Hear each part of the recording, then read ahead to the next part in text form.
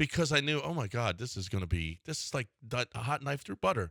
That was so easy. That was simple. This is going to be a blowout, and it was.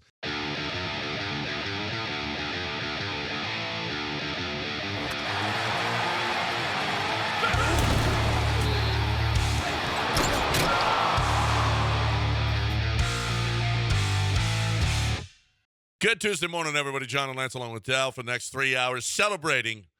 What a great day it is in the city of Houston. It's a beautiful day. You see how nice it is out today? Yeah. Nice and cool last night when the game was over. Did you watch it at home? When the game was over, yeah. Yeah.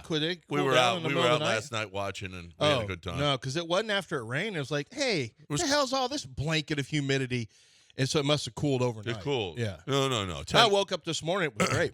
It was nice about 7 o'clock last night. It was nice out. See, you don't was even know. It? No, I was outside with my dogs and all that. It was fine. It was fine. You don't even know. It wasn't cool. You don't even know what dew point is anymore. It wasn't cool, but it was. It never challenged me on that because you're going to get a whole. I'll disrupt this entire first segment. We're talking about a Texans win over the Cowboys, not the dew point. Serious question. Serious question. It's going to make some of you upset.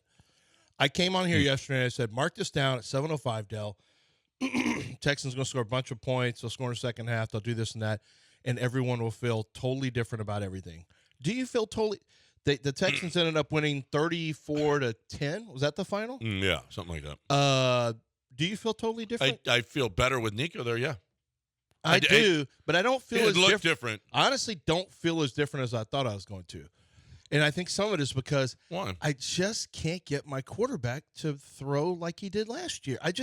It's really bothering me that he's missing easy throws. This is what made him. He had elite accuracy and elite. My comp on him was Jared Goff because both of them are really accurate with great ball placement. Very accurate. Very accurate. Very great ball placement. And I don't know. It's just, I think right now, I'm just too in my own head about worrying too much about CJ Stroud. Look, I'm worrying too much about CJ Stroud missing throws he made last year, and the slow people can't even enjoy a game anymore. Like, they're at a point now where they can't even enjoy games. It was crazy. Looking at some of the things that were being said, like they cannot even enjoy games because they're looking for confirmation bias throughout the game. The Texans played sloppy. They did stuff like Cooper Rush had too many yards passing against one of the best pass defenses in the league. And I don't think they had allowed over 250 yards this year for any single passer. I don't believe. Passer, I don't know. I think they're number 3. Well, I think they're third in the league overall in defense and fourth. They were fourth, not anymore. Not after 354. Dallas did not run it. Dallas didn't run it. So they were throwing, and there was some open stuff. But the Texans also dropped about 5 interceptions. Yesterday, and this is why you need to have at least a certain standard for arm strength. You don't have to have a strong arm to play in the NFL, but you have to have at least. You have to hit the baseline, and Cooper Rush falls below the baseline. Look how many of his throws the Texans were able to get right on top of it. Like near interceptions galore and passes batted down galore. But that was a farce of a Cowboys team for sure. And they don't, like, it is, I don't want to say they quit, but they're not even competitive. They're bad. It's just a bad football team. It's just it's a bad organization. It's led by a guy who shouldn't be leading the organization. It's been years and years, and it's been decades now. But you feel better haven't been a good organization. It was going to be better with Nico Collins. There's no question. Yeah, it was better. And you know what? That makes I missed the first play of the game. I missed the first play of the game. I literally came in to hit the TV on pause, and I missed it. Yeah, so it was, for those of you that didn't see the first play of the game, CJ throws it out to Nico. Nico scores a touchdown, 72 yards. Yay. Oh, penalty flag. Laramie Tunsil was downfield. I didn't feel pissed about it, though. I mean, that would normally, if it's the end of the game and it's a close game and he does something like that, because I knew, oh my God, this is like a hot knife through butter. That was so easy. That was simple. This is going to be a blowout, and it was. I don't know about you, but I never felt that this game was in danger. Never felt like that. Oh, here's same old Texans. They're going to give it. No, never felt any of that. They did some of that stuff, but I wasn't worried Dallas could capitalize. No, Dallas couldn't capitalize on anything. It's a terrible team. There was stuff I didn't like that we'll talk about, but I think the Texans did what they're supposed to against a bad team. I still think there's still plenty. What D'Amico's going to say is they've got a lot to clean up. Because that's what D'Amico says. We've got a lot to clean up. Well, we've got D'Amico, as a matter of fact, and he and CJ. Well, CJ made a mistake last night. He missed a couple of throws, but he made a real big mistake in the post-game press conference. But first, Del, let's play. You got some D'Amico. He's got to be happy with the way that they played, and he talked about finishing. He's talked about finishing. They actually scored a second-half touchdown. Mm-hmm. Well, they scored 2 second-half touchdowns. Yeah. Joe Mixon got the hat trick. Yeah, Joe Mixon got the hat trick. They scored a defensive touchdown. They scored an offensive touchdown. Derek Barnett made up for the head slap with a defensive touchdown. Yep. By stripping the ball. And we interrupt this broadcast to bring you a special announcement. I love Coors Light. I've always loved Coors Light, and I always will love Coors Light. I'm doing my job, keeping Texas chill. Are you? Are you doing your part? Do your part. Keep Texas chill. And then recovering the Guyton fumble, Jalen Petrie, nice hit on Guyton. It was like freaking like a torpedo. Yeah, he crushed it. And Guyton shouldn't be carrying the football; just fall on a big guy. And Derek Barnett scoop and score, and the Texans scored defensively. When they did that, that was their first score, their first touchdown in the second half in 5 weeks. I put out there, second half touchdown. Take that, all you Slowick haters. And boy, people are not right. So I just want to make sure that all of our listeners, if you listen to us, you know that we've got a sense of humor and we joke. Clearly, facetiousness is part of this show, especially with Dell there, who is a bit of a snarky little twit. Yeah. I think what people have said about you. I don't say that about you. No, people said that. But Abigail and other people. Absolutely. What'd you call me? No, people have said that. People have said snarky. What did people say about me? Sam and Abigail have said these things. No, but what did and they Melissa. say? Huh? What did they say about me? They call you a snarky twit. I don't know. Twit? Twit. Yeah. I don't even use know. that word, so clearly this isn't me. I don't know what that means. I don't never say heard twit. that before. Yeah. But so people say that, but this show has that already. Yeah, people. So if you're listening you think now, Sam and Abigail use the word twit? They did. I guess it's a Gen Z they're word. British now. I guess it's a Gen Z word. They're studying British. It's kind of like brat. It's twit, but it's different. Is it twit? Yeah. So I know that when you're listening, you guys should know the tone. Right. So Bobby Slowick. So to set the scene, Texans haven't scored an offensive touchdown in 5 straight games. The defense clearly scores a touchdown. Derek Barnett scores a touchdown. He goes in. Yep. It's touchdown. John, can you read what you write? And let's see if it sounds like facetiousness and like you're being sarcastic or facetiousness. Well, I said Texans score a second half touchdown. Take that, all you Slowick haters! Exclamation point! Exclamation point! Exclamation point! Yeah. And so clearly the joke is it was a touchdown, but it was the defense. Right. It's clear as day to anyone with a modicum of intelligence, and really not even intelligence. You just need to have just real, like you need to be around people, and if you're not some nerd that's just shut off on your phone the whole time, you should know. Yeah. You should know that that's clearly the joke. That's the joke.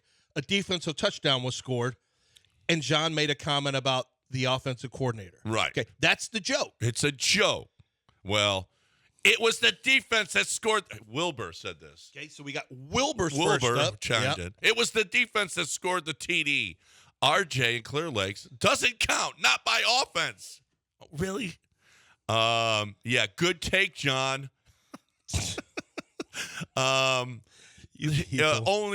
one. The defense had to bail him out and make it respectable.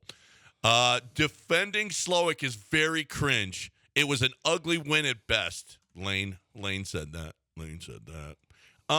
So there's a lot of people that didn't get it. Not by the offense. What's TF mean?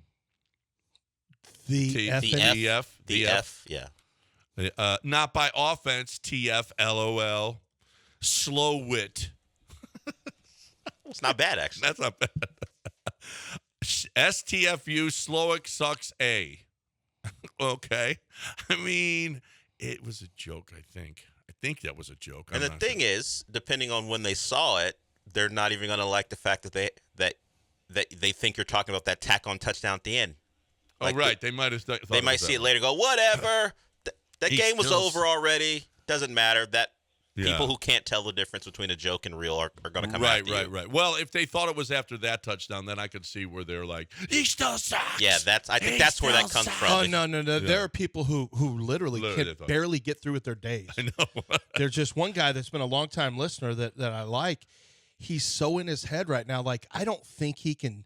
I'm not sure how he functions through a day. So, and they showed a lot of Bobby Slowick last night on the broadcast. Well, because Troy said he wanted to get into it. How Joe Buck said at the beginning. I don't know if you could hear it. Joe Buck said, last year this is a guy who the minute the season over was one of the hottest coaching prospects, and man, for the city of Houston, that's really changed. The fans have been all over him, and for play calling. And Troy said, "Yeah, I want to address that later."